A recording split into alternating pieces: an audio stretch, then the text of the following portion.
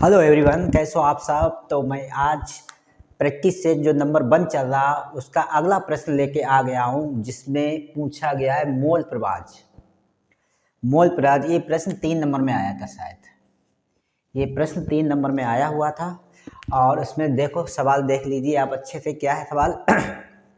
72 ग्राम जल AH2O और 46 ग्राम ethyl alcohol मतलब C2H5OH के विलयन में दोनों का मोल प्रवाह ज्ञात करो।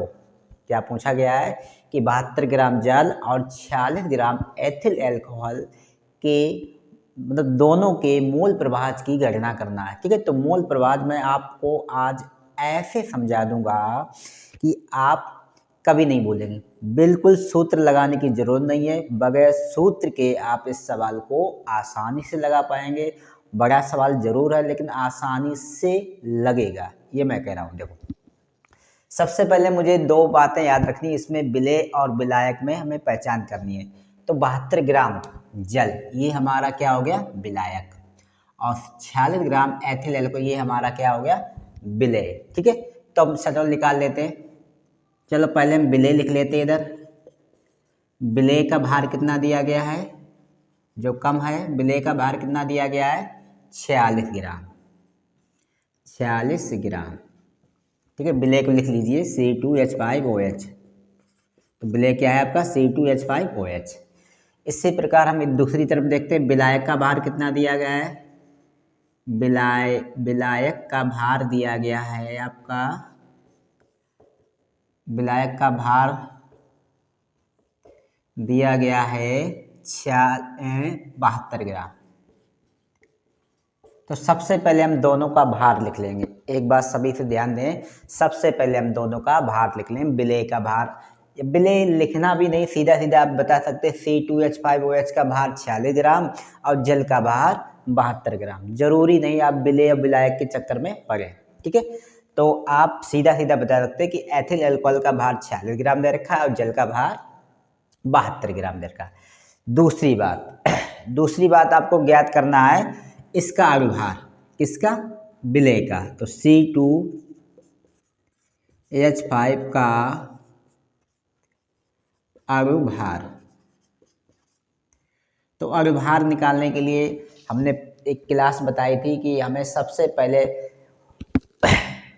तत्वों की परमाणु संख्या पता होनी चाहिए, इसके बाद उनकी द्रव्यमानवीय संख्या पता होनी चाहिए, तभी मैं अणुभार निकाल पाऊंगा, तभी आप लोग अणुभार निकाल पाएंगे। ठीक है, तो देखते हैं कार्बन का नंबर कितना होता है? 6। लेकिन इसमें जब भी अणुभार आप निकालेंगे तो परमाणु क्रमांक से हमें कोई मतलब नहीं, लेकिन परमाणु जो द्रव्यमान संख्या होगी या परमाणु भार होगा उससे ही मतलब होगा। तो कार्बन पर भार कितना होता है? 12। दिमाग में डाल लो, कार्बन जितना 6 नंबर पर होता है ठीक दुगना उसका भार होता है। ठीक है, तो 12 हो गया। 12 हाई कार्बन है कितनी बार? 2 बार। चलो भाई 2 बार, तो 12 गुणे 2 मतलब कार्बन का भार 12 है और 12 कितने कार्बन? 2, तो 2 गुणा कर दिया। फिर हम लगाएंगे प्लस का निशान। एच के कितने हैं? 5। एच का परमाणु क्रमांक और परमाणु भार सेम, एक ऐसा लौता तत्व है जिसका परमाणु क्रमांक और परमाणु भार दोनों सेम है। ठीक है, तो एच का भार कितना था? भार कितना? 1। एच है कितनी बार? 5 बार। ठीक, प्लस अब दे रखा ओ का क्रमांक कितना? तो 8, लेकिन इसका भार कितना होता है? 16। भार ही लिखना है परमाणु। ठीक है, अणुभार निकालना है। तो फिर आपका दे रखा है एच तो भार एक ही होता तो 1 लिख लेते हैं। तो देखते हैं, मल्टीपल देख लेते हैं। 12 दूनी 24 होता है, अब 5 एकम 5 होता है और 16 एक 17। आप इनको प्लस कर लीजिए, कितना हो जाएगा? 7 5 12, 12 और 4 कितने होते हैं? 16। हासिल का 1 और 2 3, हासिल का 1 4, तो 46 निकला है। आपका अणुभार कितना निकला है? 46। अब जल का अणुभार निकाल लेते हैं। H2O का अणुभार, वैसे आपकी जानकारी बताएं, जल का जो अणुभार होता है वो 18 होता है। अब अच्छे से लर्न कर लें इसे। ठीक है, तो क्या हो जाएगा? हमारा जल कितना है? H कितने हैं? 2। 1 गुणे 2 और ऑक्सीजन 1 बार है तो 16, तो 2 एकम 2, प्लस 16, तो इसका निकल आया 16 2 18। तो जल का अणुभार निकल आया 18 और एथिल एल्कोहल का अणुभार निकल आया 46। देखो कुछ गिने चुने ही सूत्रों से सवाल पूछा जाता है, अगर मैं कहूँ अगर निकालने की ज़रूरत नहीं है, अगर ये आप थोड़ा सा 2-3 बार रिवीजन करके इससे ये अपने आप याद हो जाएगा किसका अणुभार कितना होता है। ठीक है। तीसरी बात, पहली बात तो आपको भार लिखना है, दूसरी बात आपको अणुभार निकालनी, तीसरी बात आपको मोलों की संख्या निकालनी, अलग ही अलग। अब इसके मोलों की संख्या निकालनी, किसके, एथिल एल्कोहल C2H5OH के मोलों की संख्या। आज नहीं समझ में आया तो फिर कभी नहीं आएगा, याद रखना। मोलों की संख्या तो क्या होगा, भार बटे अणुभार। सूत्र क्या होता है, भार बटे अणुभार। भार कितना दे रखा है 46, अणुभार आपने कितना निकाला 46, भार भी 46 और अणुभार भी 46। अब 46 से 40 जब कट जाएगा तो कितना आ जाएगा 1। ठीक है, यही प्रक्रिया उधर करते हैं नंबर 3 पर।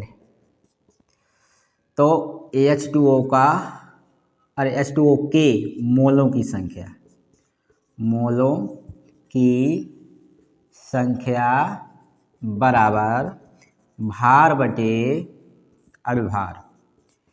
दिमाग की खिड़कियाँ खोल लो बिल्कुल। भार कितना दे रखा है इसमें, कहाँ 72 दे रखा है, अणुभार कितना है 18। 18 से अगर 72 को काटेंगे तो 18 चौक 72, मतलब 4 बार गया। मोलों की संख्या कितनी निकली 4। चौथी बात आपको याद रखनी है, दोनों के मोलों की संख्या का योगफल, दोनों के मोलों की संख्या का योग ज्ञात करना है। अब दोनों के मोलों की संख्या का कुल योगफल, तो योगफल बराबर हम देख इसके मोलों की संख्या कितनी आई थी 1 और उसके मोलों की संख्या कितनी आई 4, तो योगफल कुल योगफल कितना निकल आया 5। यहाँ तक सबको समझ में, उम्मीद करता हूँ यहाँ तक अगर सबको समझ में आया। दोनों को हमने अलग पहले क्या भार देख लिया, फिर अणुभार निकाल लिया, फिर मोलों की संख्या ज्ञात कर ली। 3 बात अगर आपने नोट अच्छे से समझ ली तो समझो ये सवाल लग गया। फिर दोनों को मोलों की संख्या निकालनी। अब दोनों के मोलों की संख्या को प्लस करना है, तो दोनों के मोलों की कुल संख्या निकल आई 5। ठीक है, अब हम निकालेंगे सीधा मोल प्रभाज। तो पहले तो हम किसका मोल प्रभाज निकालेंगे, C2H5OH का मोल प्रभाज, जो सवाल में पूछा गया। अब मैं वही निकालने वाला। तो याद रखना मोटी बात हमेशा याद रखना, जब भी जिसका भी आप मोल प्रभाज निकालेंगे तो याद रखना उसके मोलों की संख्या जो आपने निकाली थी उसे रखना है ऊपर। तो मोलों की संख्या मतलब किसके, एथिल अल्कोहल के मोलों की संख्या बटे दोनों के मोलों की संख्या का योगफल, मतलब जो भी योगफल दोनों का योगफल है उसे हम रखेंगे नीचे। सूत्र क्या बनेगा कि विलेय के मोलों की संख्या, आपका ये विलेय के मोलों की संख्या आप जो निकाली 1 निकाली, लेकिन नीचे क्या रखना है, दोनों के मोलों की कुल संख्या का जो योगफल आपने निकाला था वो नीचे रखना है। योगफल को आपको नीचे रखना है और जिसके मोल प्रभाज ज्ञात कर रहे हैं उसके मोलों की संख्या को ऊपर रखना है। अब 5 से जब आप भाग दोगे 10 में तो भाग जाएगा नहीं, तो पॉइंट लग जाएगा।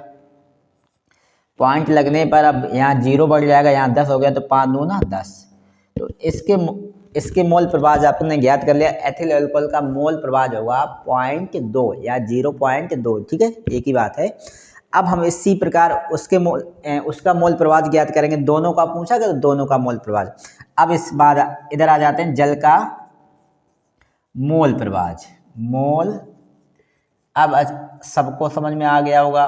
तो जल का मोल प्रभाज ऊपर क्या रखना है, हाँ 4 रखने हैं, क्योंकि हमने कहा मोलों की संख्या को ऊपर रखना है और कुल योगफल जो मोलों की संख्या का निकला था उसे नीचे रखना है। तो 5 को नीचे रखना है, मतलब योगफल हमेशा चाहे इसमें निकालना तब भी नीचे आएगा और चाहे इसमें तब भी योगफल नीचे ही आएगा, भाग दे देते हैं। तो तो भाग देंगे, भाग जाएगा नहीं 4 में, तो पॉइंट लगा लेते हैं। 40 होता है 15 × 40, तो 8 बार ये जा रहा है। तो आप देख पा रहे हैं कि विलेय का मोल प्रवाह, विलेय का मोल प्रवाह निकला 0.2 और विलायक का मोल प्रवाह निकला 0.8। ये बिल्कुल ही सही सवाल है, ये कतई गलत नहीं सवाल है। इसे आप अच्छे से समझ लें, फिर से रिपीट कर लें, एक बार स्क्रीनशॉट सब लोग ले लें, क्योंकि ये सवाल परीक्षा में मेरे ख्याल से चाहे विकल्प में आए ऑप्शन के तौर पर, चाहे सवाल में पेपर में दे दे क्वेश्चन तो लेकिन कम से कम 3 नंबर का, पिछली बार 3 नंबर में आया था। इसलिए इस सवाल को दिमाग में सेव कर लें। मेरे को लगता है मोल प्रवाह से कहीं ना कहीं कुछ ना कुछ जरूर पूछा जाएगा, ठीक है। इस सवाल को अगर आपसे पूछा जाए मोलों की संख्या, तो मोलों की संख्या अगर पूछी जाए तो यहीं पर निकल आएगी मोलों की संख्या। किसी का अगर मानेंगे आपसे यह कह दे कि जल के मोलों की संख्या ज्ञात करो, आपसे सिर्फ इतना ही कह दे जल के मोलों की संख्या ज्ञात करो, अरे जल के मोलों की संख्या आपने निकाल ली भाई, कितना है 4, ठीक है। अगर सवाल में दिया गया हो तो कि 72 ग्राम जल के मोलों की संख्या निकालो, तो मोलों की संख्या निकालने के लिए आपका ये आंसर आ जाएगा 4। अगर आपसे कहे 46 ग्राम एथिल एल्कोहल के मोलों की संख्या क्या है, तो एक आंसर आ जाएगा, ठीक। इस प्रकार से आप मोलों की संख्या भी ज्ञात करेंगे और मोल प्रवाह जी, और मोलों की संख्या से या मोल प्रवाह से सवाल बनना है 100%, ठीक है। इसलिए इसे अच्छे से दिमाग में सेव कर लें, स्क्रीनशॉट ले लें। अगर कोई भी इसके बाद भी किसी को नहीं समझ में आ रहा है तो मेरे को कमेंट में लिख के भेज दें कि सर मेरे को ये समझ नहीं है, तो मैं इस सवाल को तो नहीं समझाऊंगा, लेकिन दूसरे सवाल को लगवाऊंगा इसी तरह, जिससे कि आपको रिवीजन हो जाएगा, अगला सवाल भी और ये भी सवाल भी समझ आ जाएगा कि अगला सवाल आखिर कैसा लगवाया गया, ठीक है। तो सब बच्चे इससे जल्दी से स्क्रीनशॉट लेने, ठीक।